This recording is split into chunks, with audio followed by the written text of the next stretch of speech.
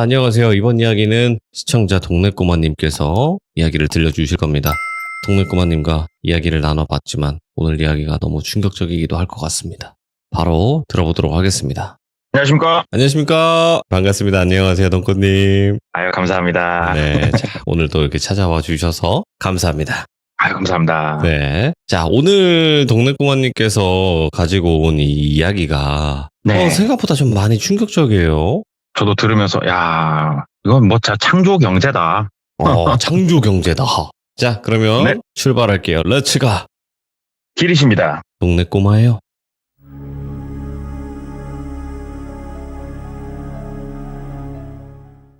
이거 얘기를 누구한테 들었고, 뭐, 나이가 정확하게 몇 살이고, 몇 살이신지는 얼추 내용에서 아실 수는 있을 것 같은데, 네. 이분에 대한 신상은 최대한도로 제가 생략을 좀 하고 말씀을 좀 전달을 해볼게요. 이 이야기의 시작은 97년도부터 시작을 해요. 그래서 말씀을 주시기를 97년도면은 우리가 인터넷을 지금은 되게 편하게 쓰잖아요. 되게 빠르게. 근데 97년도만 하더라도 모뎀이란 걸 이용해서 인터넷을 많이 했었다고 그러더라고요. 그렇죠. 저도 제 기억에 그랬던 것 같고. 그러면 뭐 그 당시에 써보셨던 분들은 아시겠지만 AT&T 뭐뭐뭐뭐 해가지고 천리안, 나우누리, 하이텔 우리 이런 데 접속해가지고 보고 했었단 말이에요. 우연한 계기로 어떠한 주소를 알게 된 거죠. 모뎀으로 접속할 수 있는 주소를 알아서 어딘가에 접근을 해서 보게 됐는데 여기가 뭐였냐면은 우리가 이제 스스로 더 먼 곳으로 떠나고 싶어 이런 경우가 있지 않습니까? 이번 세상은 난 싫어. 더 먼 곳으로 가고 싶어. 이러신 분들. 그러신 분들이 모여서 커뮤니티를 하는 그런 곳을 우연한 계기로 알게 됐다고 그러더라고요.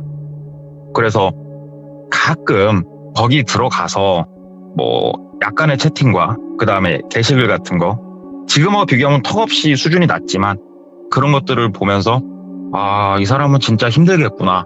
아, 이 사람은 이런 거 가지고 뭐 이런 것들을 봤다고 그러더라고요.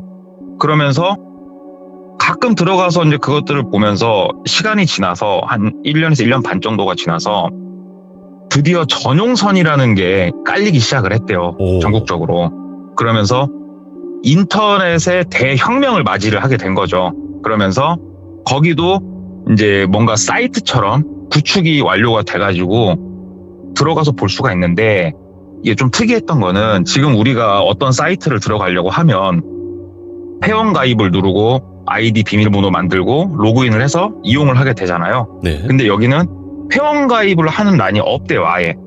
그래서 기존에 그 AT&T 뭔가를 이용했던 분들 내지는 어디선가에 유입되는 분들로 활성화가 되는 어떠한 사이트 내 커뮤니티였는데 이제는 뭔가 속도도 빨라지고 하니까 사진이라든가 어떤 후기라든가 이런 게 조금 더 활발하게 올라와지더래요. 그쪽 내용에 대해서. 근데 이게 우리가 생각하는 것대로 마냥 어둡고 우울하고 슬프고 그런 것만은 아니더래요. 이걸 쭉 보는데 왜 그러냐면은 진짜로 절망 속에서 아 진짜 나는 왜 안 될까 하는 사람이 그런 커뮤니티를 통해서 용기를 얻고 뭔가 나아갈 힘을 얻는 경우도 많았기 때문에 네. 이게 나쁜 작용을 하는 그런 곳은 아니다. 이렇게 분명히 본인은 느꼈었다고 그러더라고요. 그러다가 아주 간간히 모임을 하는 글들이 올라왔다 사라지는 것들을 봤었다고 그러더라고요. 그래서 오프라인을 가끔씩 실제로 하는구나. 이거를 이제 쭉 세월을 지나면서 보다가 한번 나도 가볼까? 이 생각이 들었던 거예요. 왜 그랬냐면 이 당시에 이분이 20대 중후반이었단 말이에요. 이 커뮤니티에 대해서 지인들하고도 얘기를 나눴었는데 그때 이제 우연히 지인들한테 나왔던 얘기가 뭐냐면 진짜 힘들어하는 이성분이 계시면은 네가 구제해주고 사귀어라. 거기 가서 여자친구를 만들 수도 있는 거다. 하나의 거기도 만남의 장이다. 예. 아 이제 뭐 혈기왕성한 남자들끼리 뭐 애인 만들려고 혈안이 돼 있으니까. 근데 본인이 그 커뮤니티를 지켜봤을 때 여기는 되게 나쁜 의도만 가득한 곳은 아니었단 말이죠. 네. 그래서 내가 살고 있는 지역 근처에 번개가 뜨면 다음엔 나도 한번 참여를 해봐야지라는 생각을 가지고 있었대요. 들다가 99년도쯤 우연히 보고 있는데 번개 글이 뜬 거예요. 근데 본인이 살고 있는 지역에서 시외버스를 타고 1시간 정도 거리에 번개가 뜬 거예요. 왜냐하면 그 당시에 이분이 지방도시 중에서도 조금 되게 소규모 지방도시에 거주를 하고 계셨거든요. 옆 동네 큰 도시에서 모임을 한다네? 가볼까? 그래가지고 글을 올린 사람한테 쪽지를 보냈어요. 예. 그래가지고 저 누구고 한번 참여를 해보고 싶습니다. 힘든 일도 많고 같이 얘기를 나눠보고 싶습니다. 쪽지를 보내니까 답장이 오더래요. 그래가지고 뭐 몇 시에 어디서 모일 거고 간단하게 힘든 사람들끼리 서로 좀 얘기를 하고 이런 걸 토로해보는 시간을 가져봅시다. 그래, 나쁘진 않다. 취지 자체가 좋다. 그래서 알았다 하고 이제 그 자리에 참석을 하게 된 거예요. 가봤더니 생각보다 많이 모였더래요. 한 8명 정도? 남녀 성비는 근 5대5 정도가 됐대요. 그래서 모여가지고 이제 가볍게 차 한잔 마시면서 다 같이 얘기를 나누는데 우리가 시내라고 그러죠. 번화가 쪽에서. 네. 나는 뭐 때문에 좀 힘들고 이런 것 때문에 힘들고 막 얘기들 하는데 자기도 얘기를 뭔가 이제 해야 되는 차례가 왔는데 사실은 본인은 그러고 싶은 생각이 없잖아요. 뭔가를 하고 싶은 생각이. 그래서 좀 지어냈대요. 그냥 저도 사는 게 팍팍하고 하면서 자기가 처해져 있는 그대로를 그냥 가져다 얘기를 했대요. 어머니는 워낙 어릴 적에 돌아가셔가지고 제가 제대로 얼굴 뵌 적도 없고 아버지는 조금 사고를 많이 치셔가지고 학교에 들어가서 큰 가르침을 받고 있다. 그래가지고 지금은 큰아버지 집에 조금 얹혀서 살고 있고 그러다 보니까 좀 인생이 빡세고 힘들고 재미가 없다. 이렇게 얘기를 하면서 본인은 슬렁슬렁 그냥 넘겼다고 그러더라고요. 그냥 그 자리는 되게 화기애애했대요. 화기애애하고 서로 얘기도 나누고 하는데 아니 이 사람들이 진짜 이렇게 힘들어가지고 다음을 기약하는 사람들이 맞나? 생각이 들 정도로 겉만 봐서는 화기애애한데 그래 이 첫 만남 자리에서 뭔가 속에 있는 얘기를 다 꺼내기는 어렵겠지. 아무리 이런 모임이더라도 이해한다. 그러면서 내심 속으로 아, 저 맞은편 두 번째 앉으신 분은 괜찮다, 이쁘다. 뭐 이런 생각을 좀 하고 있는데 가볍게 다과 시간이 끝나고 카페 같은 데서 헤어지는 타이밍인데 거기서 몇 명이 이제 서로서로 얘기를 하더래요. 저녁에 같이 밥이나 같이 먹고 갑시다 이런 얘기들 하더래요. 그래가지고 거기에 본인도 묻어가지고 그 오른쪽 두 번째 앉은 분하고 이제 한 무리 해가지고 4명 정도 저녁에 밥도 먹고 술도 먹고 얘기를 하는데 저녁에 밥 먹고 술이 좀 들어가니까 조금 더 깊이 있는 내용들이 나오기 시작을 하더래요. 뭐 자세한 내용은 얘기 안 할게요. 워낙 눈썹이 찌푸러지는 얘기들이니까 이 여성분은 이런 것 때문에 진짜 힘들었겠구나. 네. 아, 이 남자애는 그래 너도 다음을 기약하고 싶겠다. 막 이런 생각들이 들더래요. 근데 이 모임 자체가 그때까지만 하더라도 진짜로 되게 좋은 기능이 많은 그런 모임이라고 많이 느꼈다고 그러더라고요. 네. 그래서 이 얘기의 주인공은 똘비라고 하면 똘비 본인도 사실 사람이 살면서 마냥 좋게 살 수는 없잖아요. 그러니까는 힘들었던 부분들을 토로를 하고 진짜 밑바닥에 있는 내용도 같이 토로를 하고 그거를 또 들어주고 공감을 하고 괜찮더래요. 거기서 모임을 좀 가지고 집에 와서 생각을 하는데 뭐 나쁘지 않았다. 그분 연락처도 받았고 하니까 연락이나 하면서 한번 사귀고 그분 힘들어하는 거 뭐 내가 조금 끌어안아주고 누이 좋고 매부 좋은 거 아니냐 이렇게 생각을 하면서 문자도 하고 가끔 전화도 하고 이렇게 관계를 조금 만들어 갔다고 그러더라고요. 근데 그런 모임을 몇 번 정도 나갔을 때 번개가 있어서 나가기도 했고 기존에 만났던 사람들끼리 연락을 통해서 만나기도 했는데 연합번개 비슷한 게 열린 거예요. 이쪽 지역 전체를 통틀어서. 그래서 연합번개를 이제 갔는데 연합번개 같은 경우에는 지금으로 따지면은 뭐 세미나실이 있는 카페 이런 거 있잖아요. 그런 데서 뭔가 모임을 가졌는데 사람이 꽤나 모였대요. 한 15명 정도로 기억을 한다고 그러더라고요.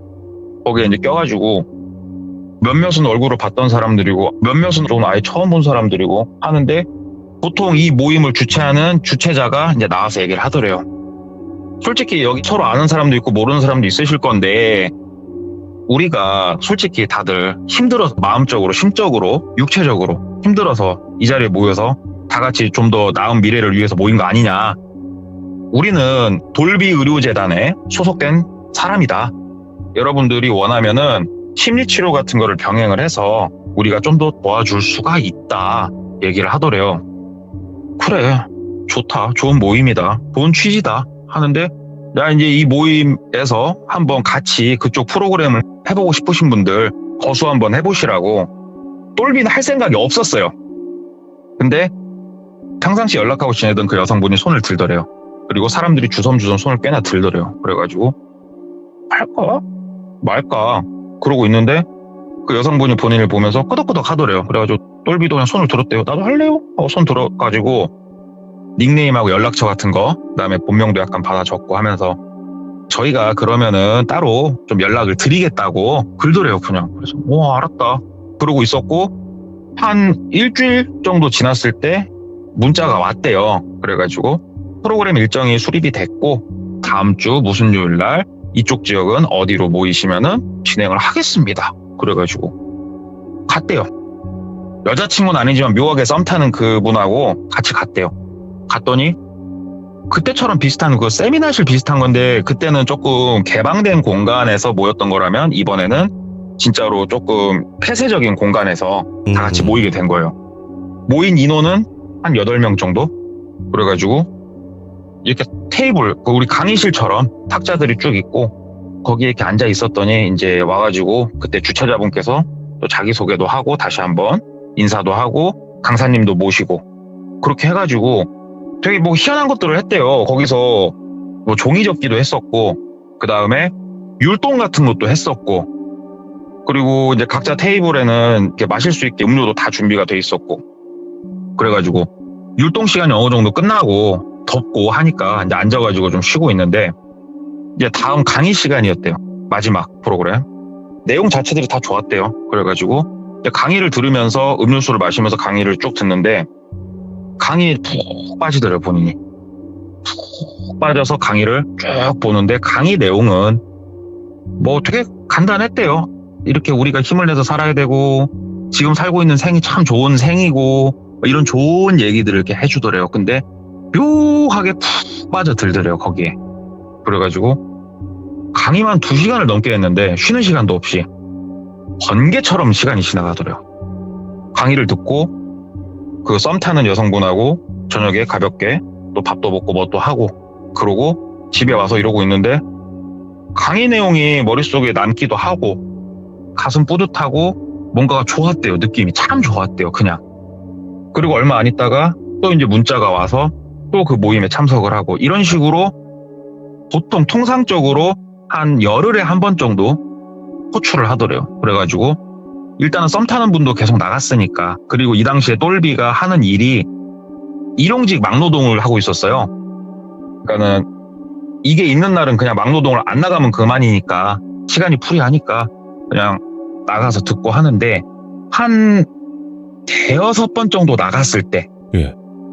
그때부터는 강의 내용이 조금씩 바뀌기 시작하더래요. 그 전까지는 야, 이번 생은 참 아름다운 거다, 우리가 열심히 살아야 되는 거다에서 어떤 식으로 바뀌었냐면, 우리가 가려고 하는 그곳에 가면 아픔도 없고 행복하고 다음을 바로 준비할 수 있고 라는 내용으로 싹 천천히 바뀌더래요.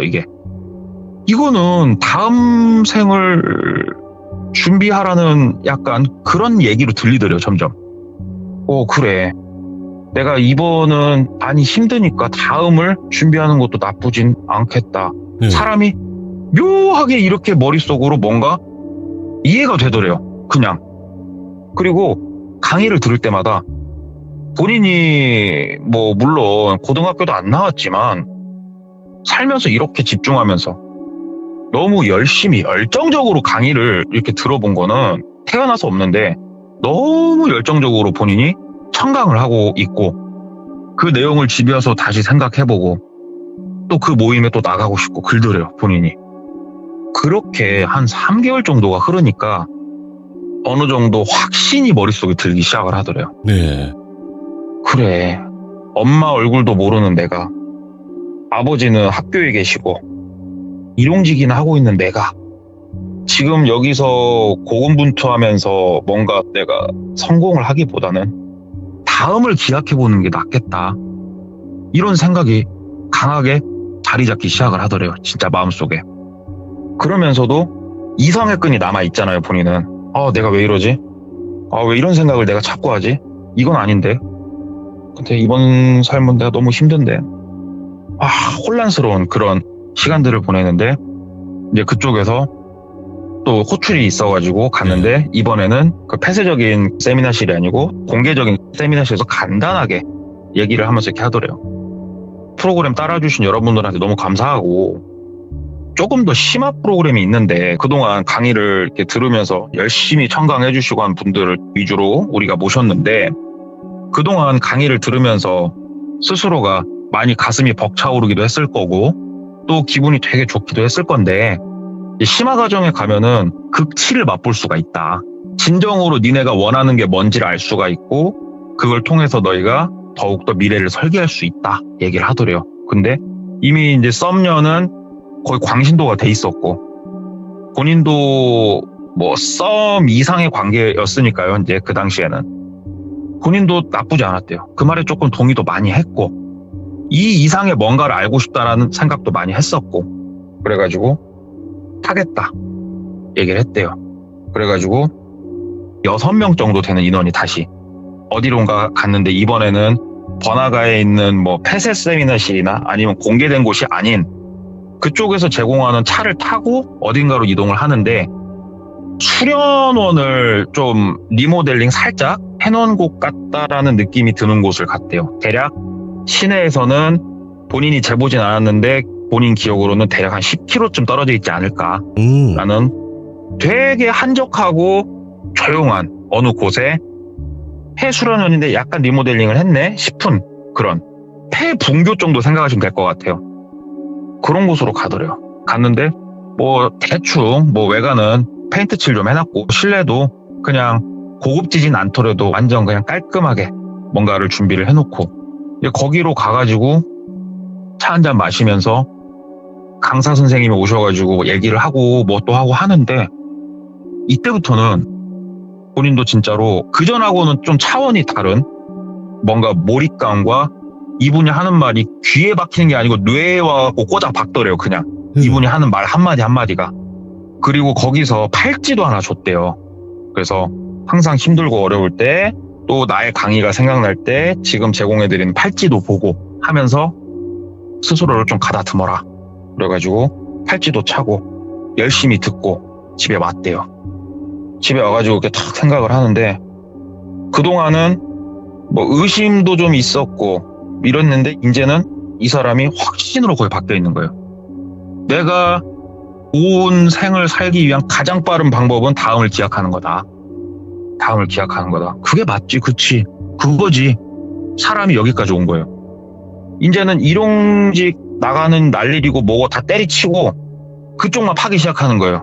하루 종일 그 홈페이지에 들어가가지고 그 게시글 읽고 본인이 게시글 쓰고 채팅방 가서 채팅 치고, 이게 하루 일과가 된 거예요. 그러다가 연락이 와서 두어 번 정도 다시 그 수련원 같은 곳을 갔대요. 갈 때마다 너무 좋고 이제부터는 불안 증세가 시작이 됐대요. 수련원에 갔다 와서 하루 정도 지나면 되게 그때부터 불안해지기 시작하고, 뭔가 빠르게 이 수련원에서 뭔가 제공하는 뭔가를 하고 싶고, 이렇게 본인 상태가 이제 바뀌어 갔는데, 수련원에서 하루는 또 문자가 왔대요. 오셔라. 오셔가지고 이번에는 우리가 제공하는 거의 이제 마지막 프로그램일 수도 있는데 오셔가지고 한번 최종적으로 프로그램 참여를 해보시고 더 그 이후 것들 할지 안 할지 결정을 하시면 된다. 오셔라. 그래서 갔대요. 갔더니만 약간은 이제 대놓고 얘기를 하더래요. 여기서 이번 생에 뭔가를 이뤄보고 노력을 하실 분들은 나가셔도 좋다. 여기서 지금 바로. 바깥에 차가 대기하니까 나가셔라. 아무도 안 나가더래요. 똘비펌 아무도 안 나갔대요. 그 말인즉슨 다음을 기약하겠다는 소리잖아요. 여러분 알겠어요. 여러분 마음을 알겠어요. 우리가 다음을 기약하는 여러 가지 방법들이 있습니다. 근데 전부 다 힘들고 어렵고 고통스러울 거고 다들 그게 제일 걸리는데 잠자듯이 스르륵 마감을 하고 가족이나 지인분들이 본인을 발견을 했을 때도 평안하니 단정한 모습으로 그렇게 만나야지 않겠습니까? 그거를 도와드리겠습니다. 우리가. 글도래요. 개소리 같잖아요. 진짜. 이게 개소리 같은데 그쯤 흘렀을 때 똘비 상태는 고개를 끄덕끄덕끄덕끄덕 하고 있었대요. 너무 고맙다. 진짜 고맙다. 이렇게 해서 이번 생을 아름답고 깔끔하게 마무리하고 진짜 어떤 고통이나 어려움 없이 다음을 기약할 수 있다고 하면 너무 고맙다. 이런 생각이 들더래요. 그러면서 그쪽에서 준비는 해드릴 건데 그래요. 지금 저희가 이렇게 도와드리려고 하는 게 누군가가 봤을 때는 옳지 못한 일일 수도 있어요. 진짜로 다시 한번 고민해보시고 하셔야겠다. 나는 다음을 준비를 해야겠다 하시는 분들은 50만 원을 입금을 하라고 시키더래요. 왜냐하면 그 50만 원이 다른 건 아니고 이제 뭔가를 도와주는 그런 비용이다. 알았다 하고 나와서 집에 갔는데 머릿속에서 그 얘기가 계속 떠나질 않더래요. 보통 귀족님들 같은 경우에는 이게 뭔 소리야. 그런 걸 왜 나가 또 이렇게 생각하시겠지만 그 당시 똘비 상태는 내일이라도 빨리 갔으면 좋겠다. 예. 그곳으로. 내일이라도 빨리 가고 싶다. 이 생각이 가득했대요. 너무 가득해서 문자를 막 다시 보내요. 그랬대요. 그냥 계좌 빨리 주시라고 입금한다고 빨리 하자고. 근데 기다리시라고. 굴면서 한 달 넘게 시간이 흐르더래요. 예. 안달이 나더래요. 막 불안 증세는 극으로 달했고 그냥 빨리 그냥 하자고. 100만 원 주겠다고 빨리. 그랬더니 거기서 그러면은 지금 나오셔라 얘기를 하더래요. 지금 갑자기. 그래가지고 뭐에 홀린 놈 마냥 우당탕탕하고 주로 많이 만나는 거기로 그냥 택시타고 놀러 갔대요. 버스도 아니고. 어차피 지금 남아있는 거 쓸모 없잖아요. 주머니 있는 거. 택시 타고 놀러 갔대요. 갔더니 6명 멤버가 딱 거기서 모여지더래요. 그래가지고 이제 버스를, 그러니까 작은 차라고 해야겠죠. 봉고차 같은 걸 타고 이제 다시 어디론가 이동을 하는데 오늘 여기에 오기 전에 큰아버지 집에 얹혀 살았다고 했잖아요. 큰아버지한테도 아들이 있었는데 그 아들, 둘째 아들이 본인보다 한 3살 어렸다고 그러더라고요. 둘째 아들이 그날따라 본인을 자꾸 아침부터 건들더래요. 형, 오늘 어디 가? 하면서. 그래가지고 안 가. 너 네 일이나 해. 그랬더니 형 어디 가는데? 형 오늘 어디 가면 어디 간다고 나한테 꼭 말해. 알았지? 그냥 가지 말고. 막 그랬다고 그러더라고요. 그날따라 유독. 네. 근데 본인이 이제 모임 장소에 가가지고 차를 타고 그 수련원으로 이동을 하는데 친척 동생 생각이 갑자기 문득문득 나더래요. 문득문득 나서 그래도 이 동생은 본인한테 참 잘했어요. 평상시에도. 네. 형 하면서 마지막 문자를 보낸 거예요. 너무 고마웠고 다음에 우리가 다시 만날 때는 내가 진짜로 형으로서 좀 더 너 잘 챙길게 하면서 문자를 보낸 거예요. 얘한테. 그랬더니 얘가 답장이 바로 오더래요. 형 어디 가는데 그래? 어딘데? 막 글더래요. 그래가지고 아니야 그냥 어딘가 그냥 놀러 가 얘기했더니 막 전화가 오더래요. 근데 이제 차 안이고 하니까 전화는 안 받고 지금 형이 바쁘니까 나중에 얘기하자 그랬더니 형 어디로 가는지만 문자 남겨줘. 그래야 내가 형을 찾든가 말든가 할 거 아니야. 형 나쁜 생각하는 거면 내가 형을 찾아야 될 거 아니야. 그러니까 어디로 가는지나 좀 알려줘. 그러더래요. 듣고 보니까 이것도 일리가 있더래요. 그래가지고 그래 얘네가 나를 좋은 모습으로 발견이 되게 해준다곤 했지만 내가 어디에 지인들이 있고 하는지는 모를 수도 있으니까 그래 얘한테는 남겨두자라는 생각이 들어서 어디로 오다가 왜냐면 그 당시엔 내비가 없었잖아요. 어디로 쭉 길을 가다가 우회전해서 가다 보면은 뭐가 있고 그 어디로 들어오면은 수련원 같은 게 하나 있어. 형 지금 거기 가는 거고 너무 걱정하지 말고 앞으로 잘 지내자, 잘 지내 이런 식으로 하고 이제 핸드폰을 닫고 있는데 문자도 계속 오고 전화도 오고 하니까 무음으로 그냥 바꿨대요, 핸드폰을. 그리고 이제 그 수련원에 들어간 거예요. 들어가가지고 이날은 특이하게 우리가 오늘은 먼 길을 가는 날이니 정신 집중을 하고 우리가 뭔가 하나의 마음을 모아야 되는 날이니 우리의 이 기도를 방해하는 거는 없애자. 그래서 전자기기들을 싹 걷더래요. 핸드폰 뭐 이런 걸 싹 걷더래요. 그래서 똘비도 핸드폰을 거기다 넣으려다가 이런 생각이 들더래요. 그래도 아무리 아버지는 학교에 계시고 어머니는 어려서 돌아가셨어도 내가 만약에 이걸 이렇게 홀랑 줘버리고 얘네가 뭔가 착오를 일으키면 안 되니까 핸드폰은 그냥 주기가 싫었대요. 내 주머니에 있으면 비번은 안 걸어놨으니까 찾겠지. 아, 주지는 말자. 어차피 무음이고. 그래서 핸드폰 안 가지고 왔다고. 그랬더니 아니 여기 나오신 핸드폰 안 가서 급하게 나오니 핸드폰을 놓고 왔다고.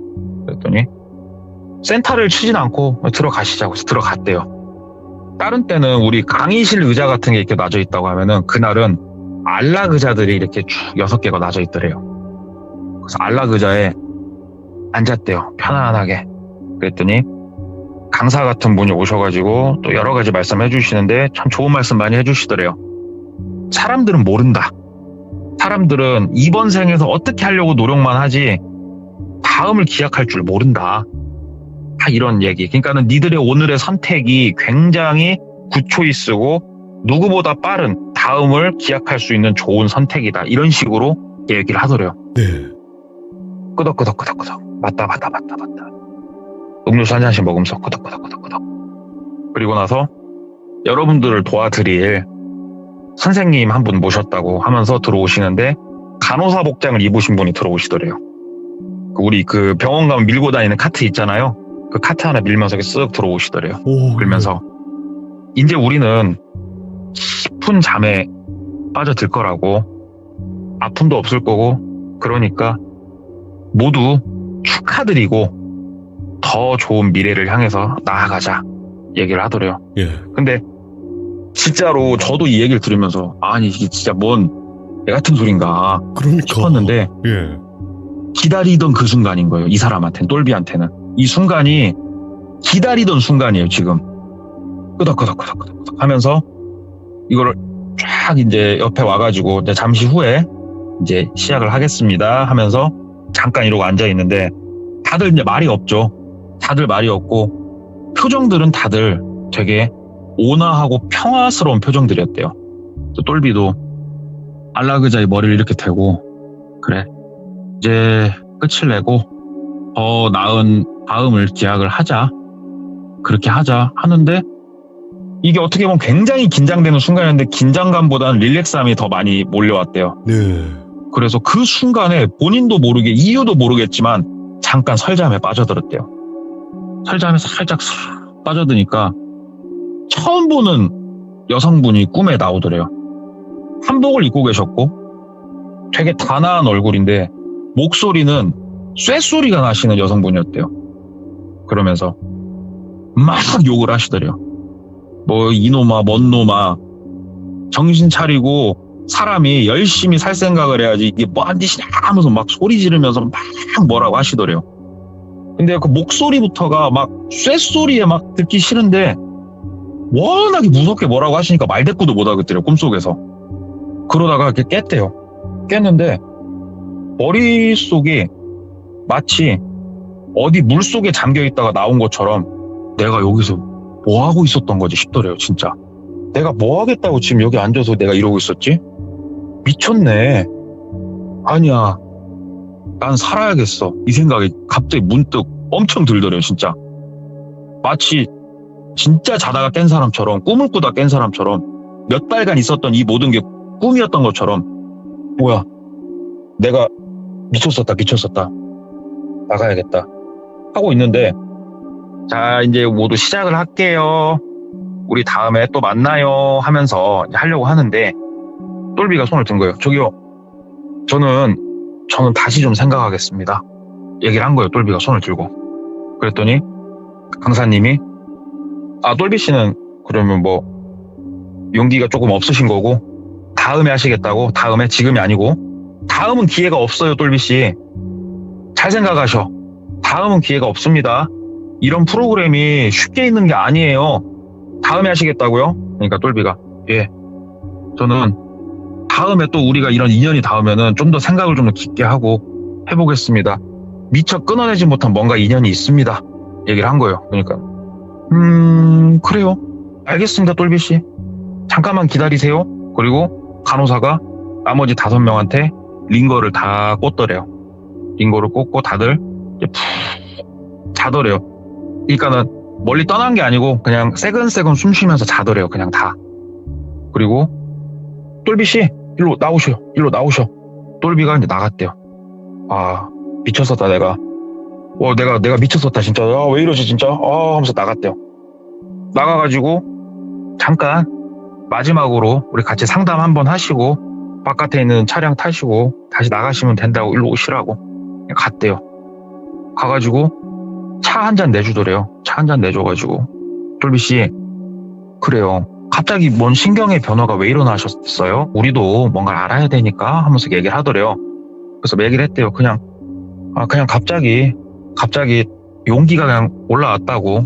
이번 생에서 내가 좀 더 잘해보고 싶은 용기가 갑자기 올라왔고, 그래서 내린 결정이니까 그동안 많이 이렇게 해주시고 해서 감사했는데 최종적인 제 결론은 그렇습니다. 그냥 지금 용기를 내볼게요. 이번 생에서 용기를 내볼게요 하니까, 예, 똘비씨.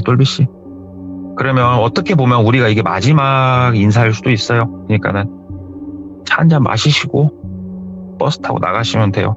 힘든 일 잘 극복하시길 바라고 항상 용기 내시고 하면서 이제 차 한 잔을 이렇게 마시라고 하는데, 녹차 같은 거였대요. 그걸 이제 마시려고 이렇게 컵을 잡고 드는데, 아까 그 쇳소리가 났던 여성분 있잖아요, 꿈속에서. 그분 목소리가 귀에다가 입을 대놓고 소리를 지르는 것처럼 들리더래요. 막지마! 하면서 들리더래요. 그래가지고 컵을 들러다가 다시 내려놨대요. 그리고 갑자기 몸이 굳은 거예요. 갑자기 뭔 소리가 들리니까.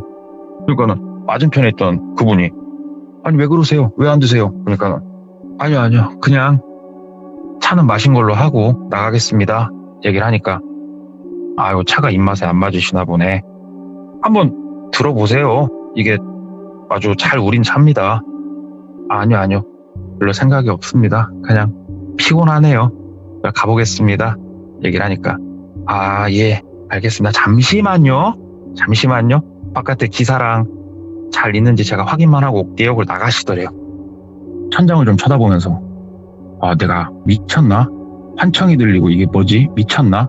이러고 있는데 귀에서 다시 그 목소리가 들리더래요. 소리를 지르면서 절규하는 목소리로 나가 막 소리를 지르더래요. 예. 본인이 미친 것처럼 느껴졌대요. 그때 내가 미쳤구나. 아무도 없는 방에서 소리가 들리고 버스 타고 가는데 어딜 나가? 두리번 이러고 있었대요. 근데 본인은 이런 걸 안 하기로 했으니까 친척 동생 걱정할 테니까 문자나 해주자 해가지고 핸드폰을 이제 주머니에 꺼내가지고 문자를 보는데, 문자가 진짜 수십 통이 넘게 와 있더래요. 동생한테 막 큰아빠한테 와 있고 막 난리도 아니더래요. 부재중 전화 미친 듯이 찍혀 있고, 아이고 한번 욕 부지하게 먹겠다 하는데 마지막 문자를 이렇게 딱 보는데, 형, 바깥에 앰뷸런스가 4대가 대기하고 있어. 형, 거기 뭐 하는 데야? 나와! 하고 문자가 와 있더래요. 앰뷸런스가 4대가 와 있다고 바깥에? 왜? 뭔가 머릿속 이상해지더래요. 앰뷸런스가 왜 와 있지? 그래가지고 친척 동생한테 전화를 했대요. 바로 받더래요. 형 어디야? 하면서, 야, 나 지금 나갈 거야. 솔직히 나 다음을 기약하려고 했는데 아니야, 그냥 열심히 해보려고. 어디냐? 그랬더니 형이 말한 거기 근처라고. 그냥? 근데 앰뷸런스 얘기는 뭐야? 그랬더니 바깥에 그 당시에는 봉고차인데, 우리가 생각하는 앰뷸런스는 막 이렇게 십자가 그려져 있고 흰색에 막 그렇게 생겼는데, 그게 아니고 그냥 봉고차인데 열었더니 그 안에 베드를 2개씩 넣을 수 있게 해놓은, 그래서 응급차라고 표현을 했다고 그러더라고요. 사람을 나를 목적으로 그게 있다고. 근데 또 얘기를 하더라고요, 동생이. 형, 근데 생각보다 의료진이 겁나 많이 와 있다고. 뭐라고? 그랬더니, 형, 여기 보면은 사람들이 꽤나 있는데 이거 사람 숫자가 생각보다 많아. 한 근 10명 되는 인원들인데? 그러더래요. 아, 그래? 너 어딘데 그래서? 그랬더니 난 되게 멀리 떨어진 곳에서 차 세워놓고 보고 있는데 형 거기 뭐 하는데요? 빨리 나와. 뭐해 거기서? 막 얘기를 하더래요. 그래서 아니야 바로 나갈 거야. 좀만 기다려 바로 나갈 거대. 형 그렇게 말하지 말고 그냥 빨리 나와. 그러더래요. 그래서 일단 알았어 하고 이제 전화를 끊고 다시 주머니에 넣고 이제 먼저 나가야겠다 싶어가지고 원장실 문을 열고 나가려고 하는데 저기 이제 멀리서 아까 그분이 어디 가세요? 그러더래요. 그래갖고 이제 저 가보려고요. 그랬더니 아직 차량 준비가 다 안 됐는데 잠깐만 기다리세요. 그러더래요. 그래서 아니에요. 그냥 바로 나가려고 합니다. 햇빛 좀 보고 싶네요. 바로 가겠습니다. 그랬더니 예 가십시오. 그런데 본인이 이제 나가려고 하는 방향에서 진짜 건장한 남성 3명이 네. 걸어오더래요. 그냥 뭐 여기 이제 안에 스태프인가 보다 해가지고 그냥 가려고 옆으로 이렇게 몸을 돌려서 나가는데 3명이 본인을 탁 잡더래요. 그래. 뭐 하시는 거예요? 그러니까는 못 가시지. 그러더래요. 못 가시지. 어딜 가셔요. 다음을 기약하기로 하신 분이 자꾸 약속을 어기시면 안 되지. 일로 오셔요. 3명이 막 끌고 가더래요. 그러니까는 막 똘비가 나간다고! 노라고! 막 하니까는 안 돼요. 이번은 끝이고 다음에 좋은 일 하셔요. 근데 그러면서 본인을 막 끌고 가더래요. 어디론가. 막 이렇게 몸부림을 치는데 3명이서 이제 끌고 가니까 답이 없더래요. 뭐 흉기를 들고 있고 이런 건 아니지만 제압을 당해서 막 끌려서 가가지고 내동댕이 쳐져가지고 있는데 때리거나 이러진 않더래요. 본인을 때리거나 그러진 않는데 그냥 방에다가 어디던가에 가두더래요. 본인을. 그리고 다시 문이 열리고 3명이 들어오고 아까 봤던 간호사분이 들어오시더래요. 네. 한 손에는 링거를 들고 저거 맞으면 이제 잠드는 거예요. 그냥 이걸 어떻게 하지 하는데 결국은 제압을 당해서 링거를 맞았대요. 링거가 들어가고 진짜 1분이 뭐야 얼마 안 있다가 극도로 참을 수 없는 졸음에 바로 잠이 들었대요. 그냥 꿈나라로 이렇게 가가지고 해볼래 하고 있는데 본인 귀에다가 외치고 아까 설잠 들었을 때 나오셨던 그 한복 입은 여성분이 나오더래요. 꿈에 나오면서 일어나서 그냥 문으로 가서 문을 열고 그냥 달려라. 이 얘기를 진짜로 레이저가 나오는 눈을 하고 본인한테 얘기를 하더래요. 제가 어떻게 일어나요? 얘기를 했대요. 그러니까는 내가 도와주려니까 일어나면 나가서 그냥 뛰어. 그러더래요. 그래서 일단 알았다고. 그리고 나서 눈이 흐리흐리 하더니 눈이 떠지더래요.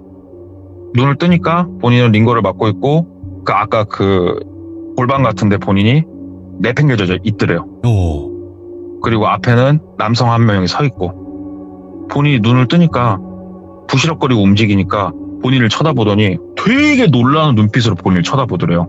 그래가지고 팔에 있는 링거를 뺐대요. 팔에 링거를 빼고 일어나서 가려고 하는데 일어났는데 몸이 날아갈 것 같더래요. 진짜 몸이 태어나서 이렇게 가볍다고 느껴본 적이 없대요. 눈앞에 10m짜리 벽이 있으면 점프해서 넘어갈 수 있을 것 같더래요. 그냥 일어났더니 뭐야 어떻게 일어나? 그러더래요. 그 사람이. 그러더니 이야! 소리를 내게 되니까 갑자기 몇 명이 더 오더래요. 그러면서 다들 뭐야? 야 어떻게 일어나? 야 뭐야? 막 그러더래요. 그래가지고 비껴. 나 나갈 거니까 비껴. 그러니까는 미친놈. 야 다시 재워. 그러더래요. 그러니까는 이제 2명이 본인한테 오는데 본인이 팔로 이렇게 밀었대요. 사람을. 팔로 이렇게 밀었는데 똘비가 평상시에 격투기를 한 사람도 아니고 신체 단련을 극도로 한 사람도 아닌데 건장한 남성 2명이 한 번에 거의 진짜 붕 떠서 날아갈 정도로 똘비가 미쳐내버린 거예요. 밀어놓고도 본인이 어안이 벙벙할 정도였대요. 그리고 나서 몸으로 밀치고 그냥 막 나갔대요. 그러니까 뒤에서 막 본인을 잡고 하는데 이게 지금 내가 꿈인가? 싶은 생각이 들 정도로 괴력으로 본인이 그냥 나갔대요. 누군가 자기를 잡고 끌 수가 없을 정도의 힘으로 나가가지고 나가는 문이 있는데 문도 발로 박차니까 진짜 문짝이 뜯어져 나가더래요. 그 정도로 본인이 뭔가 영화 슈퍼맨? 그런 느낌. 그리고 나가니까 눈앞에 4대의 앰뷸런스가 돼 있고 사람이 또 웅성웅성 몇 명 더 있고 다 본인을 쳐다보더래요. 뭐야? 막 다 긁더래요. 그래가지고 뭐야는 됐고 일단 뛰라고 했으니까 나가자마자 뛰었대요. 그냥 막 뛰는데 풍경이 자기 옆을 지나가는 것처럼 엄청나게 빠른 속도로 뛰어지더래요. 예. 말도 안 되는 속도로. 그리고 나서 정신을 잃었대요. 뛰고 있는 중에 정신을 잃었대요. 그리고 눈을 떴을 때는 병원이었대요. 뭐지? 내가 꿈을 꾼 건가 싶더래요. 눈을 떠가지고 이렇게 좀 있으니까 간호사가 오는데 막 긴장하는 거예요. 간호사를 보면. 당신 뭐야? 여긴 어디야? 막 그러니까 간호사가 진정하시라고. 여기 땡땡병원이고 진정하시라고. 뭐야 니들 지금 나 재우려고 그러는 거잖아. 막 그러니까 아니다고 하면서 커튼을 걷어주는데 가인실이더래요. 옆에 다른 환자들도 있고. 여기 어디야 하는데 방문이 열려있고 맞은편 병실도 보이고 사람들이 지나다니는 것도 보이고 병원이네. 이제 천천히 정신이 좀 돌아오더래요. 선생님 이게 뭐냐고 그랬더니 3일을 안 깨고 주무셨다고. 제가요? 그러면은 제가 어디서 발견됐습니까? 그랬더니 한 10km가 떨어진 도심 끝에 있는 지구대에서 발견이 된 거예요. 그러니까 파출소죠, 그 당시에는. 네네.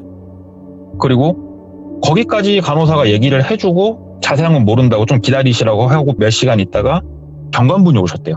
그래가지고 조사식으로 거기서 간략하게 구두로 질문을 하시더래요. 그래가지고 왜 거기서 쓰러졌냐고. 나 기억나는 게 없으니까 내가 어디서 발견이 됐고 상황을 좀 얘기해줘라. 그랬더니 파출소 문을 열고 들어오니까 본인이 쓰러졌대요. 네. 그냐고. 그랬더니 본인이 쓰러지고 얼마 안 있다가 동생분이 오셨다고. 아, 그러냐고. 동생은 뭐라던가요? 그냥 당신이 저 멀리 어디서부터 뛰기 시작하는데 네. 말도 안 되는 속도로 여기까지 쉬지도 않고 뛰어왔다고. 동생이 말씀하시기를. 아니, 뭐 때문에 그러셨냐고. 이래저래 해가지고 이래서 내가 뛰었어. 얘기를 한 거예요. 아, 그러냐고. 알았다고. 동생분 곧 오시니까 좀 기다리시라고. 알았다고. 하니까 이제 동생이랑 큰아버지랑 온 거예요, 병원에. 그래가지고 동생한테 물어본 거죠. 본인도 궁금하니까. 야, 내가 어떻게 된 거냐? 그랬더니 형, 육상부였어? 그러더래요. 아니야, 무슨 소리야? 와, 형, 진짜 거의 뭐 자동차로 따라가기 힘들 정도로 뛰더라? 그러더래요. 예. 에이, 말도 마. 그랬더니 아니, 어차피 시골길이니까 어차피 내가 차 속도를 크게 낼 수는 없었는데 아빠 차기로 했고 내가 운전이 미숙하니까. 미쳤네. 어떻게 그 속도로 쉬지도 않고 뛸 수가 있어? 그러더래요. 글쎄다. 나도 기억이 안 나니까 모르겠다. 그리고 경관분들이 이제 그 수련원을 조사를 했을 거 아니냐고요. 조사라고 한다기보다 거길 그냥 갔다 오신 거죠, 경관분들이. 네. 근데 갔을 때는 아무것도 없었대요, 거기에는. 애초에 집기도 별로 없었고 그냥 갔을 때 아무것도 없었대요. 아무것도. 그러면서 약간 똘비를 지금은 당신이 뭐 때문인지 모르겠지만 쇼크도 받은 것 같고 약간은 제정신이 아닐 수도 있으니까 좀 더 심신의 안정을 취하시고 뭐가 생각나는 게 있으면 말을 해주세요 하고 이제 경찰분들 가신 거예요. 그래갖고 이제 집에 가가지고 내가 뭔가에 홀렸었나? 미쳤었나? 그래가지고 큰아빠가 이제 막 물어볼 거 아니에요. 네. 그러니까 얘기를 했대요. 쭉 자세하게 제가 지금 얘기한 것처럼 쭉 설명을 했대요. 이래저래 해가지고. 그래서 나왔다고. 그랬더니 큰아버지가 한복을 입고 목소리가 걸걸하고 단아하게 생기셨다는 그분이 나와서 그랬다는 거야? 그러더라고요. 그렇다고. 너 조금 네가 꺼려지겠지만 너 내일 아버지한테 좀 다녀와라. 그러더래요. 예. 아버지요? 아버지한테 가가지고 한번 얘기 좀 해봐라. 아니, 아버지하고 뭔 얘기를 해줘. 아버지 얼굴 보기 싫습니다, 큰아버지. 그러니까는 나도 잘 기억이 안 나는데 말이야, 똘비야. 그분이 내 기억에 맞으면 네 어머니시거든. 그러더래요. 예. 예? 저희 어머니요? 이게 나도 하도 예전 일이고 네 어머니가 결혼식을 제대로 치르지도 않았었어. 그냥 어느 날 문득 널 데리고 왔었고 나 얼굴 한 번인가 두 번밖에 못 봤는데 네 어머니가 무속일을 하시는 분이라고 들었거든. 아버지한테만 가서 얘기해봐라. 그러더래요. 그래서 알았다고 그러고 아버지한테 갔대요. 예. 면회 신청을 하고 아버지한테 얘기를 했대요. 쭉 얘기를 하니까 아버지가 그래. 네 어머니 모습이 맞다. 네가 네 엄마 모습을 어떻게 하냐? 그러더래요. 목소리가 쇳소리 나고 생긴 걸 막 얘기했을 거 아니야. 어떻게 다 나은지. 이게 저희 어머니 모습이냐고. 네 엄마라고. 엄마는 언제 돌아가셨냐고. 너 낳고 얼마 안 있다가 돌아가셨다고. 그냥 나도 왜 죽었나 모르겠다고. 그냥 솔직하게 얘기해가지고 잠깐 사랑이 불타 올라가지고 어떻게 보면은 불장난이었는데 그렇게 됐다고. 그래서 참, 아버지도 참 대단하시다고. 예. 무당하고 그러고 싶었냐고. 무섭지도 않냐고. 사람이 어쩔 것이냐. 나 살아있지 않냐고. 열심히 살아 계시라고. 그러고 나서 아버지한테 한 2주 정도 있다가 한 번 더 찾아갔대요. 왜 찾아갔냐면 꿈에 어머니가 한 번 더 나왔대요. 꿈에 어머니가 한 번 더 나와가지고 아빠 얼굴 한 번 더 보라고. 그래서 꿈에서 그랬대요. 엄마냐고. 대답 안 하더래요. 그리고 네 꿈에 나오는 거 마지막일 거라고. 그래서 다시 아빠한테 갔대요. 그랬더니 아빠가 안 그래도 너 부르고 싶었는데 부를 방법이 없었다고. 아버지 말씀해 보시라고. 그랬더니 내가 학교에서 네 얘기를 쭉 했는데 이야 그거 창조경제라고. 무슨 창조경제 말씀이십니까? 니들이 거기서 깊은 잠에 빠져들면 예. 니들 어디로 갈 것 같냐고. 니들 몸 필요한 곳으로 가는 거라고. 예. 니들이 거기서 깊은 잠에 빠져들면 고통 없이 다음 삶을 준비할 수 있게 해주는 게 아니고 깊은 잠에 빠져들면은 새근새근 자는 상태 그대로 다른 데 옮겨가지고 네가 필요한 다른 분들한테 싹 나눠주는 와. 그거일 거라고. 예. 그 소리 듣는데 맞네 싶더래요. 진짜. 아 맞네 맞아. 내가 나와서 본 모습들 이렇게 다 맞네. 그러면서 아빠가 니는 어쩌다 참 그래도 참 네 애미가 그래도 자식이라고 너 하나 살린 것 같다. 어디 용한 점집이라도 가가지고 감사하다고 뭐 굿이라도 한 판 해달라고 해라. 아무튼 뭐 내가 애비로서 할 말은 없다만 살아서 축하한다. 그러고 들어가시더래요. 나와가지고 아이고 참 진짜로 못될 뻔했구나 내가 네. 싶어가지고 이제 몇 군데 더 수소문도 하고 알아본 거예요. 똘비가. 그러면서 되게 재밌는 걸 알게 된 게 뭐냐면은 강의를 듣고 팔찌를 채워주고 했잖아요. 그리고 강의를 할 때 전등불을 켰다가 껐다가 막 이렇게 나이트클럽처럼 그걸 하면서 강의도 했었고 막 그랬다고 그러더라고요. 근데 이런 모든 방식들이 예전에 한참 세계 2차 대전 뭐 이런 전쟁이 있었을 때 뭔가 세뇌 교육을 할 때 쓰는 방식이래요. 그게 오. 상징성 있는 물건을 주고 머리에다가 주입을 시키는 거죠. 그렇게 사람을 세뇌를 시키는 과정이었던 거예요. 그게 정상적인 사람은 다음을 기약할 생각이 있는 사람이 정말 흔치 않잖아요. 별로 그렇지 않은 사람들을 모아다가 너는 할 수 있어 처음에 용기를 주다가 천천히 그런 방법을 이용해서 세뇌를 시킨 후에 이제 그 사람이 필요한 여러 명한테 나눠주는 거예요. 네. 그리고 나서 수소문해서 용한 무당을 찾아갔대요. 엄마한테 감사의 굿이 됐건 기도가 됐건 뭘 한 번은 해야겠다 싶어가지고 네. 나를 살려줬으니까. 그래서 무당분한테 가가지고 뭐 이런 일은 있어서 감사 혹시 뭐 전해줄 수 있냐고 그냥 반신반의 뭐냐면 당집을 안 다녔으니까 똘비야 그 당시에. 그랬더니 무당이 뭐 이렇게 하더니 야 너는 내가 알려줄 테니까 다른 데로 가보라고 그러더래요. 그래가지고 왜 그냐고 그랬더니 너는 그래야 될 것 같다고. 내 선에서 뭐가 안 될 것 같다고. 내가 지금 여기 써주시는 이분한테 가라고. 내가 연락 넣어놓으라니까. 그래서 진짜 어디 산골짜기로 갔대요. 알려준 곳을. 당집도 아니고 무속인 분들이 이렇게 기운받으러 가는 그런 산 같은 데 있잖아요.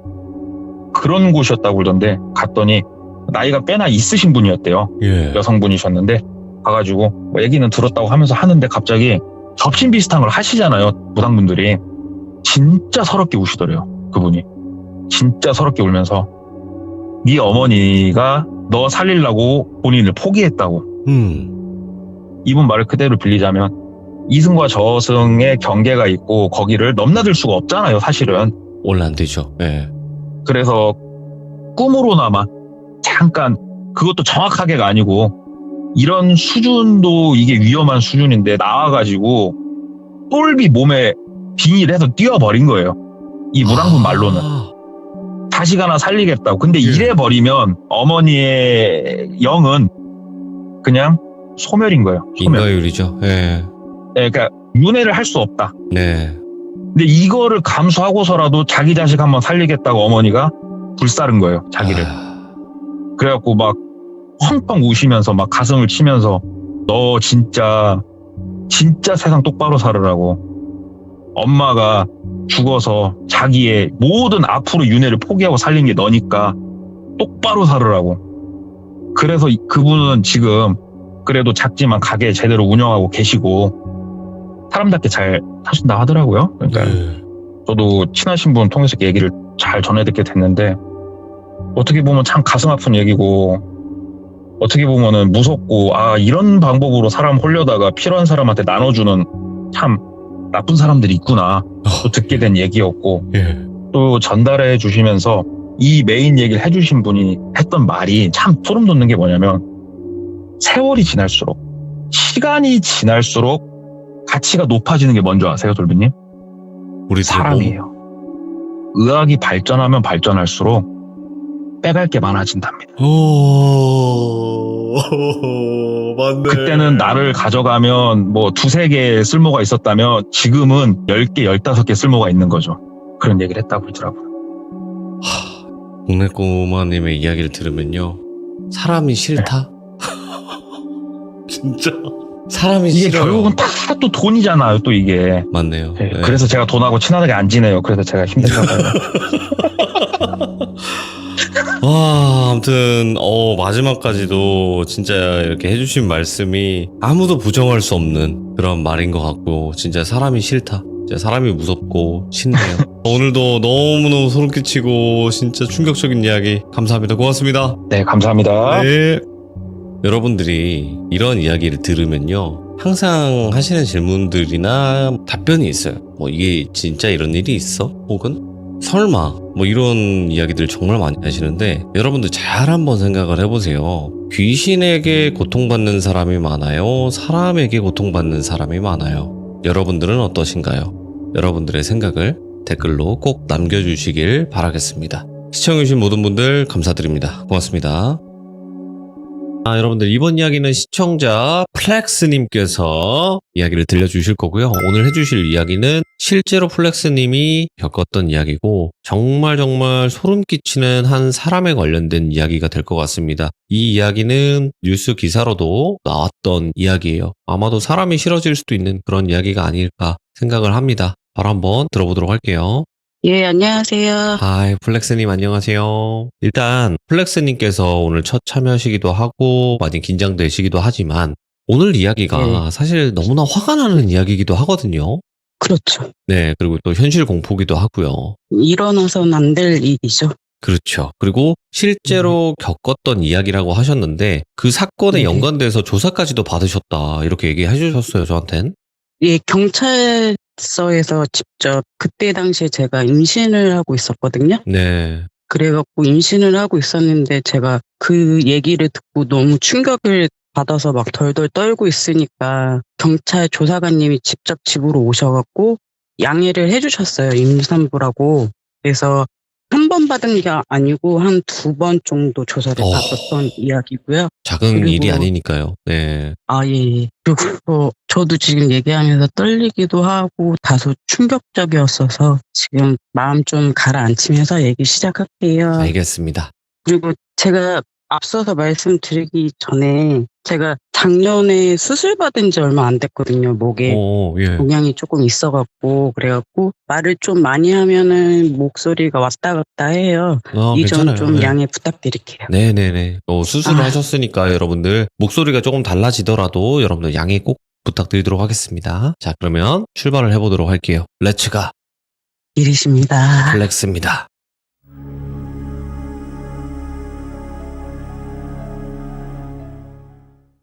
제가 들을 얘기는 어떤 한 여자를 만나고 나서 일어났던 일이고요. 제가 살면서 경험하고 싶지 않았던 일을 경험한 이야기를 그냥 여러분께 조금 풀고자 전화드렸어요. 네. 그리고 이제 이게 현실 공포가 될 것 같아요. 그럼요. 이건 무조건입니다. 이 사건이 언제 일어나냐면 제가 아이가 둘인데 첫째 아이를 2010년도에 낳았고 2011년도에 있었던 일인데요. 그러니까 첫 아이 돌 되기 전이었어요. 돌 되기 전에 아이 엄마들은 다 공감을 하는데 아이들 돌 되기 전에 조금씩 많이 아프거든요. 근데 저희 애도 그때 좀 심하게 아파갖고 병원에 입원을 하게 됐거든요. 입원을 하게 되면서 그 병원에서 그 여자를 만났어요.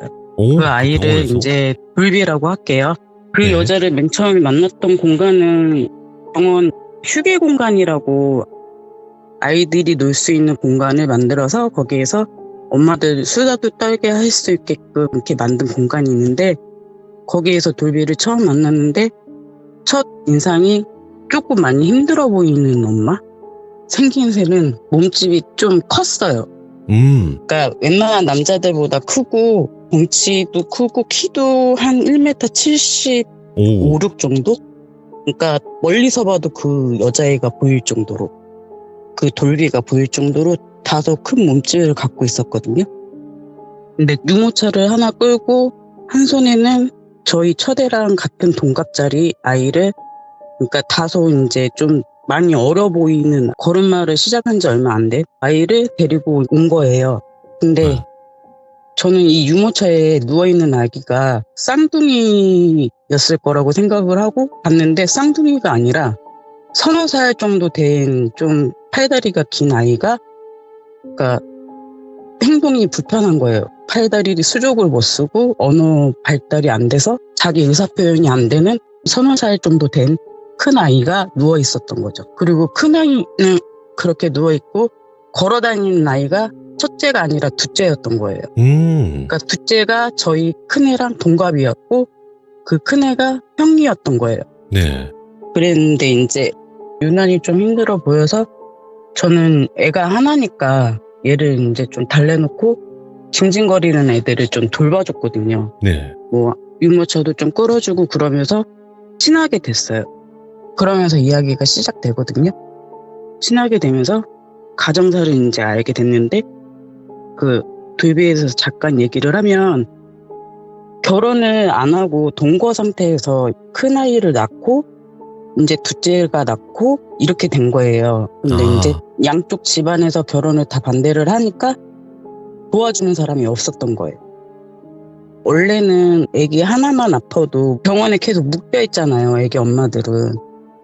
뭐 시어머니가 와서 도와주시거나 하는데 얘기를 들어본즉 친정엄마도 없고 반대하는 결혼을 해갖고 양가에서 도와주지를 않는다. 그래서 시어머니도 안 오시고 도와준 사람이 없으니까 사정이 너무 딱한 거예요. 그래갖고 조금씩 제가 거들어주고 밥도 좀 먹으라고 도와주고 옆에서 이렇게 거들어줬거든요. 그러면서 이제 친하게 지냈는데 친하게 지내게 되면서 그 집을 한번 가보게 됐는데 네. 이 집 사정이 되게 안 좋았어요. 양쪽 집에서 도와주는 결혼도 아니었고 남편이 일명 3D 직업이라고 하죠. 그래갖고 판자촌에 안 좋아 보이는 집에서 단칸방에서 4식구가 살고 있었어요. 네. 그래서 이 친구가 많이 힘들어 보여서 도움을 많이 줘야겠구나 그런 생각을 많이 했죠. 그래서 저도 힘들었지만 좀 도움이 되고자 주변 사람들한테 알려서 좀 혜택 이런 복지 같은 걸 좀 받을 수 있게끔 좀 알아봐 주고 하니까 이 아이가 저한테 마음을 많이 열더라고요. 네. 그래서 더 많이 친하게 된 거예요.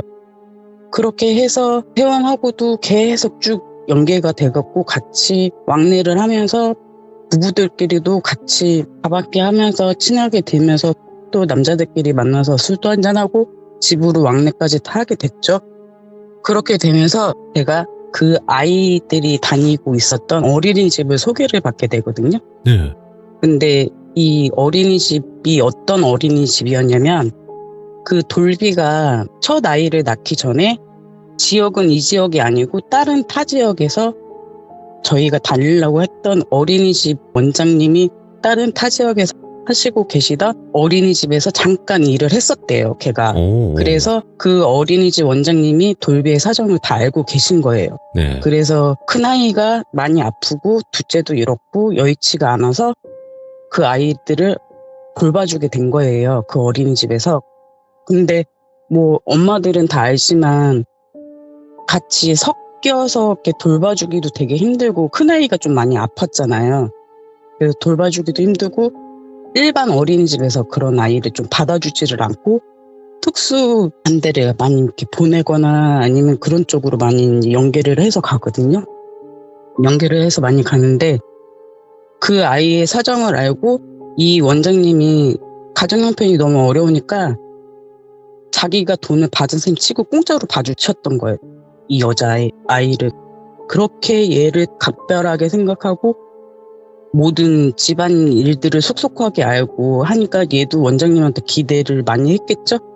그러면서 이제 일상을 보내고 있는 그 와중에 저도 아이를 소개를 받았으니까 그 어린이집에 보내면서 아이 아침에 등원시키고 중간에 짬이 되잖아요. 그러면 네. 맨날 거의 하루도 안 빼놓고 거의 저희 집에서 있다가 밥 먹고 좀 청소도 같이 하고 그렇게 보내다가 그리고 나서 이제 애들 하원시키면 걔가 집에 가고 이런 식으로 시간을 좀 보냈어요. 보내던 어느 날이었는데 갑자기 친구를 만나고 온다는 거예요, 얘가. 그래서 아 그래? 그랬더니 자기가 친구를 좀 딴 데서 만나고 오는데 잠깐 갔다 오겠는데 혹시라도 내가 늦으면 애들 하원 좀 시켜달라고. 그래서 알겠다. 그러면 그렇게 해주겠다. 그래서 얘가 나갔어요. 근데 한참 있다가 애들 하원하기 한두 시간 전쯤에 이 애가 온 거예요. 근데 너무 깜짝 놀라게 웬 여자 아기를 데리고 오고 한 손에는 쇼핑백을 들고 왔는데 그래서 내가 너무 놀래갖고 그 아기 누구냐고 막 했는데 막 그러기 전에 쇼핑백을 먼저 봤는데 쇼핑백 안에 데리고 온 여자의 사진이랑 기저귀 한 두세 개 그 다음에 한두 번 먹을 수 있는 휴대용 분유 케이스에 그렇게만 담아져 있는 거예요. 근데 느낌이 확 쎄하더라고요. 그래서 어떻게 된 거냐 물어봤더니 그 친구를 만나고 서울역 근처에서 만났대요.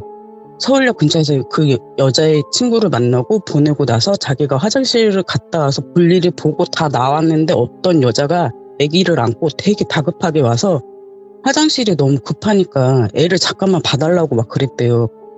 근데 예. 보통 엄마들은 그렇게 안 하거든요. 애를 안고 가면 안고 갔지. 그래서 어떤 엄마가 그러냐고 막 그러면서 얘기를 계속 듣고 있는데 이 엄마가 아기를 맡겨놓고 한참 뒤에도 나타나지가 않는 거예요. 그래갖고 좀 뭔가 걸려갖고 쇼핑백을 봤는데 예사롭지가 않잖아요. 그리고 더군다나 애기 엄마들은 쇼핑백을 갖고 다니지 않고 보통 기저귀 가방 갖고 다니잖아요. 그렇죠. 근데 얘가 예사롭지 않다고 생각을 하고 그러고 있다가 친구 중에 경찰 남사친이 있었던 거예요. 얘도 이제 다급한 마음에 걔를 불렀대요. 불러갖고 걔 도움을 받아서 역전으로 들어가서 CCTV를 다 확인을 했는데 그 엄마의 행적을 알 수가 없다는 거예요.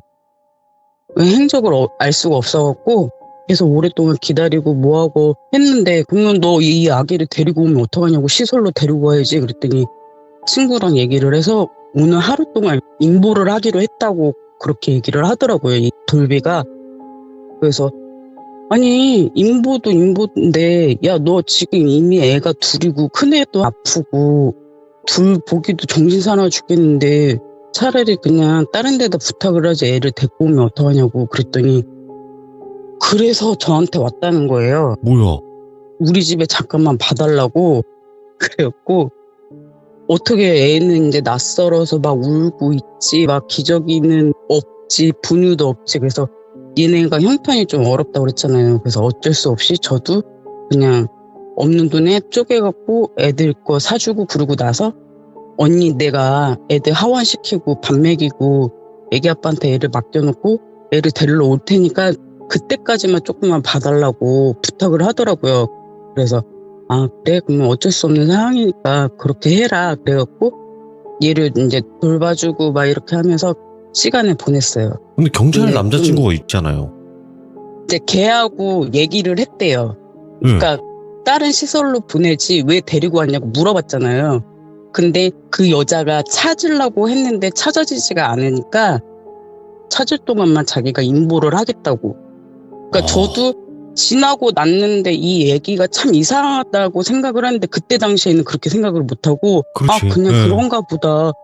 그렇게밖에 생각이 풀리듯이 그렇게 된 그렇죠. 거예요. 그래갖고 그런가 보다 그러고 나서 한참 있다가 올 때 됐는데도 안 오더니 한참 저녁 너무 늦저녁에 오더니 황당한 소리를 하는 거예요. 얘가.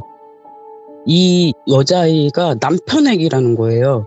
뭐야 이건 또? 이 사연이 어떻게 됐냐면 이 남편이 다른 데에서 바람을 펴갖고 이 아기를 낳는데 이 여자가 아기 킬 능력이 안 돼갖고 이 애한테 아기를 줄 생각으로 계획하에 이렇게 된 거라고 그런 식으로 얘기를 하는 거예요, 저한테. 오케이. 그래서 넌 남편이 용서가 되냐? 난 용서가 안 될 것 같다. 그리고 지금 니네 집 형편에는 죽어도 얘를 키울 수가 없다. 지금도 힘든데 어떻게 그 아이를 키우려고 하냐. 차라리 그냥 좋은 곳으로 보내라. 그랬더니 그 아기가 여자아이였거든요. 근데 자기는 여자아이 키워보는 게 소원이었다고. 그러면서 저는 이미 남편도 용서가 됐고 그리고 돌비가 부부 사이가 그렇게 막 썩 좋지는 않았는데 남편이 앞으로도 잘해준다고 또 했고 그래서 다 용서를 해서 이 아기를 잘 키워보겠다 이런 식이 된 거예요. 그래서 저는 뭐 말려도 말도 안 듣고 솔직히 뭐 남편 얘기라니까 제가 막 계속 뜯어 말릴 그런 이유는 없는 거잖아요. 그래서 그래라 그렇게 하고 있는데 문제는 이제 뭐가 문제냐면 출생신고가 안 돼 있었잖아요.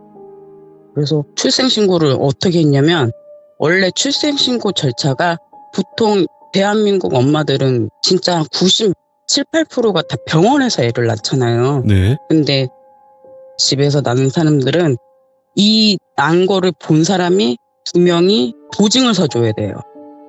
보증을 서줘야지만 출생신고가 되거든요. 네. 그래갖고 저보고 보증을 서달라는 거예요. 그래서 나는 때려 죽여도 보증은 못 서주겠고 차라리 그냥 다른 거를 하겠다. 나한테 보증 서달라고 얘기를 하지 말아라. 그랬더니 얘가 이제 부탁할 데가 없잖아요. 뭐 엄마 아빠가 왕래가 있어서 해주는 것도 아니고 그렇다고 밖에서 나온 자식이라고 어떻게 떳떳하게 얘기하고 막 서달라고 하겠어요. 그렇게 하다가 결국에는 그 원장님한테 간 거예요. 어린이집 원장님한테. 출생신고를 안 하면 아예 이게 병원을 갈 수가 없으니까 이게 너무 급하다고 막 너무 매달렸나 봐요. 또 자기네들 애기라고 하니까 이 원장님이 너무 착하니까 그냥 어쩔 수 없이 또 그 원장님이 보증을 서주고 2명이라고 그랬잖아요. 그래서 그 원장님이랑 좀 친한 선생님, 거기에서 좀 오래 그 어린이집을 다니신 분이 그 보증을 서준 거예요. 그렇게 해서 출생신고가 됐죠.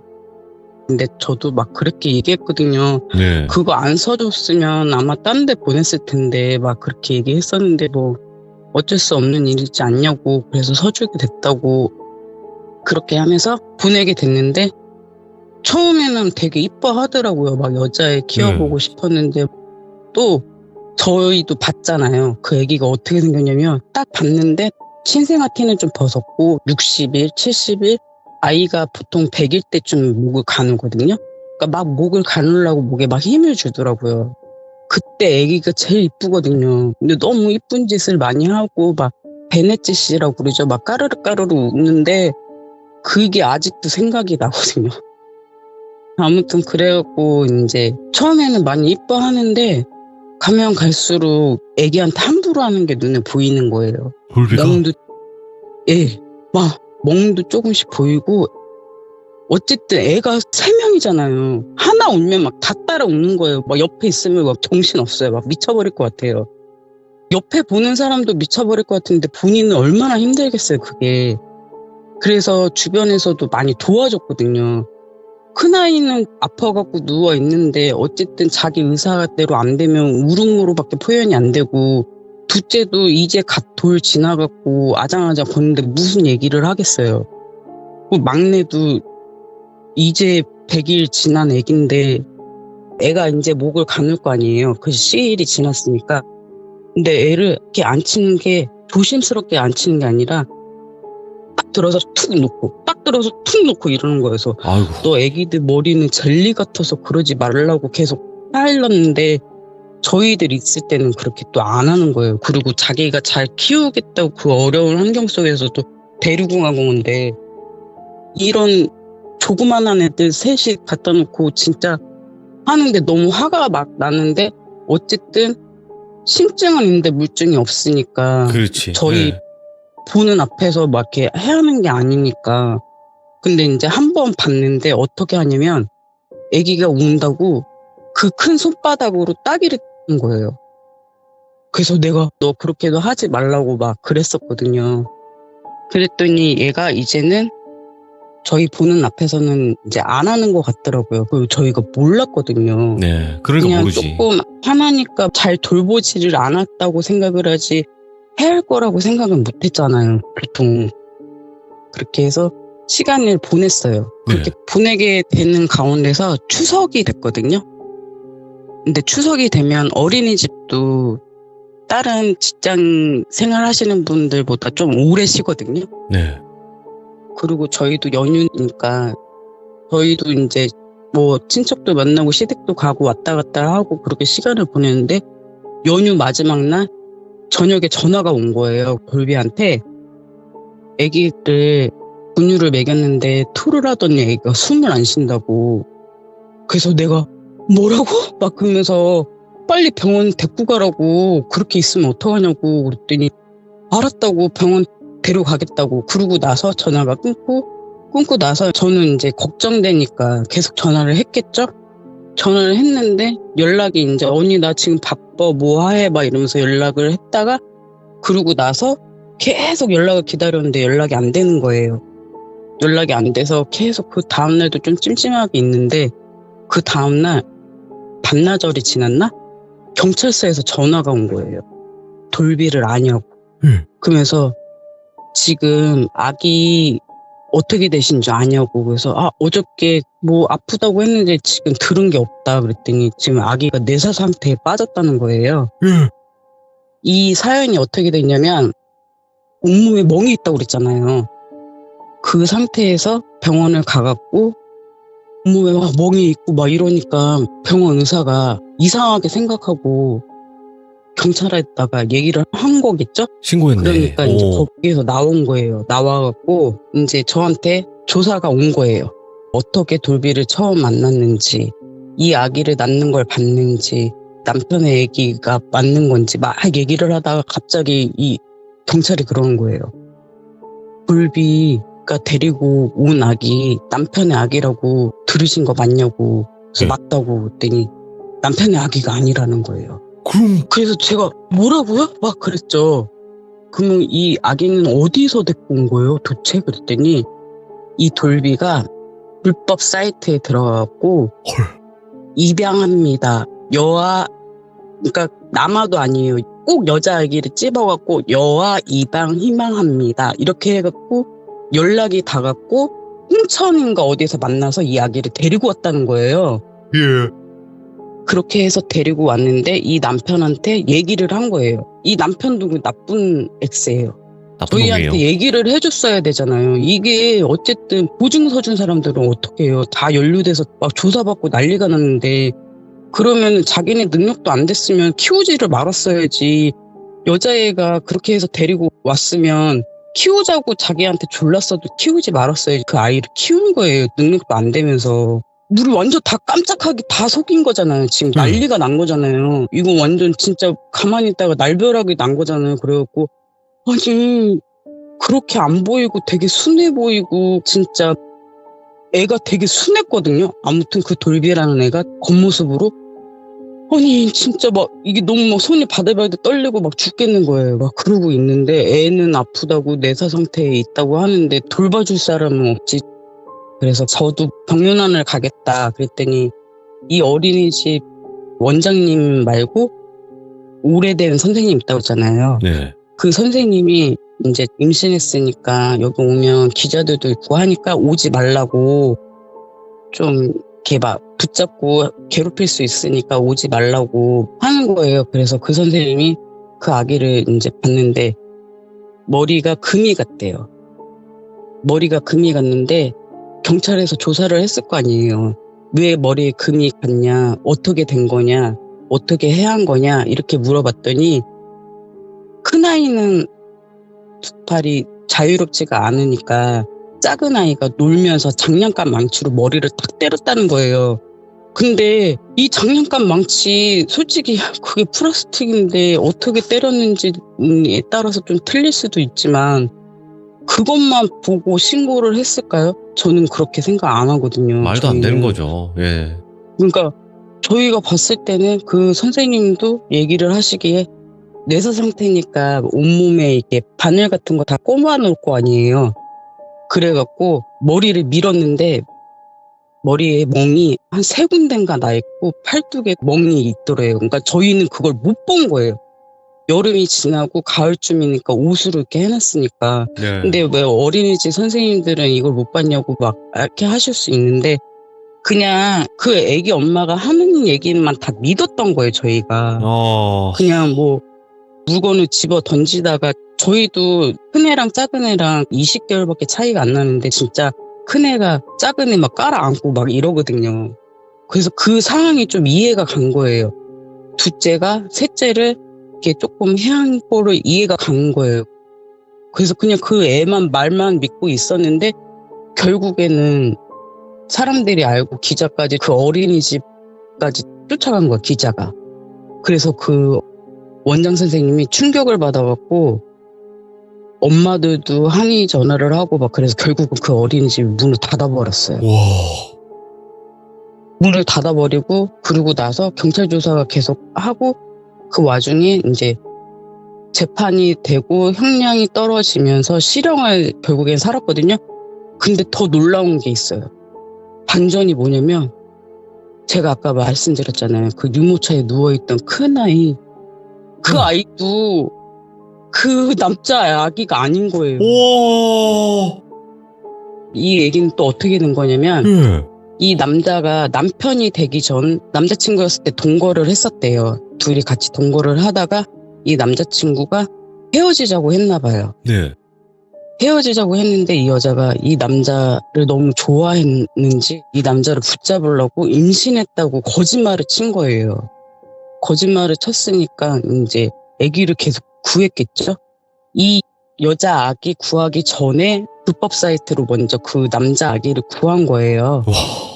그래갖고 그 애를 데리고 왔는데 이 큰아이가 원래부터 아팠던 애기인지 걔가 잘못 돌봐서 아픈 건지 그건 알 수가 없는 거잖아요. 소름 쫙 끼쳐버리네 이거. 그 완전히 반전의 반전인데 그 큰아이 데리고 온 거는 이 남자도 몰랐더라고요.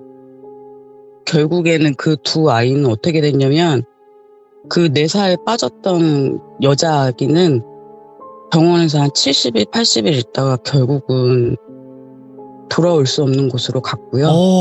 그리고 큰 아이는 부모 자격이 없어서 박탈당해서 보호시설로 갔고 둘째만 자기 아이라고 했잖아요.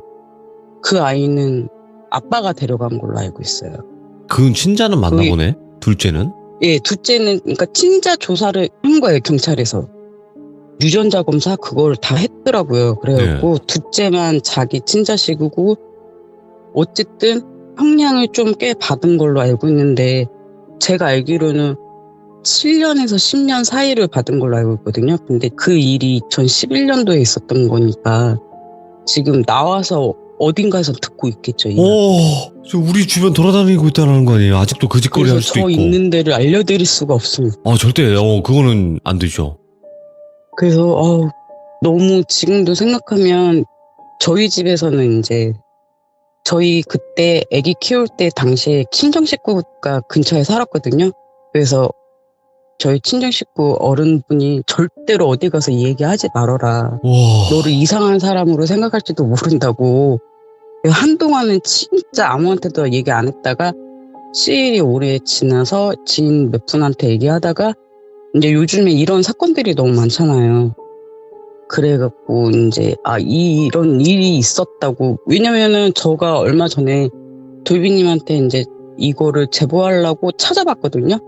근데 다른 아기 얘기만 나오고 이 아기에 대해서는 진짜 한 면밖에 안 나왔어요. 그때 당시에는 댓글에 막 어떻게 보증을 서줄 수 있냐 막 이런 악성 댓글도 되게 많이 달렸었는데, 그런 게 이제 시일이 오래되니까 싹 지워지고 없고, 기사 한 면만 그거 제가 돌비님한테 보내드린 거 그거 한 부밖에 안 남아 있더라고요.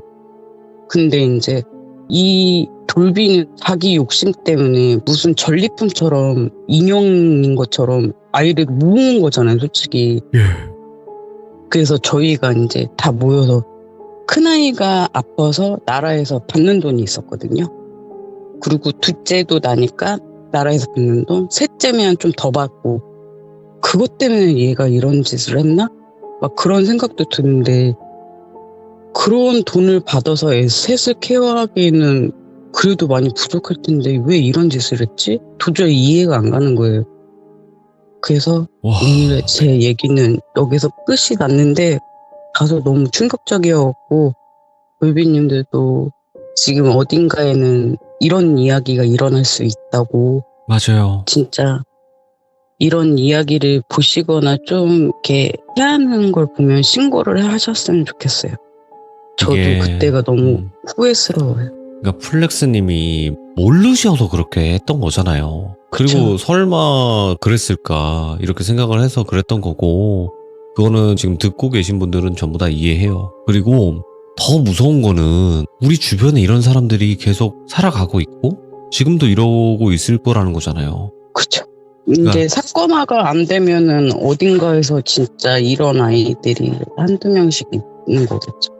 그러니까 이게 잡히지 않아서 그렇지 이런 경우들이 많을 것 같고, 그리고 얼마나 플렉스님은 충격이셨겠어요. 당사자인데, 그 사람을 알고 그쵸. 지낸 사람인데 얼마나 무서웠겠고, 와 이거 믿을 사람 없구나 이렇게 생각이 들었을 것 같아요. 그 모두를 몇 년간을 속이고 막 이랬다는 게 너무 끔찍하고, 저는 그나마 제일 짧게 속은 사람이고, 네. 그 원장님은 좋은 일 하시다가 자기 본업도 다 버리시고, 그게 얼마 사명감을 갖고 일을 하는 거예요, 어린이집이. 네. 그 원장님 듣고 계실지 어떻게 하실지 모르겠는데, 진짜 빨리 그냥 좀 마음 추스리고 회복하셨으면 좋겠고.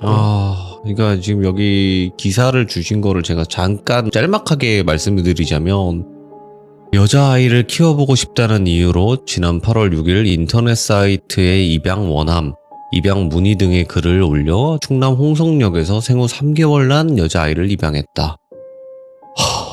그리고 이제 출생신고를 한 건 어린이집 원장에게 이제 보증을 받아서 처리를 했고, 이건 뭔가요?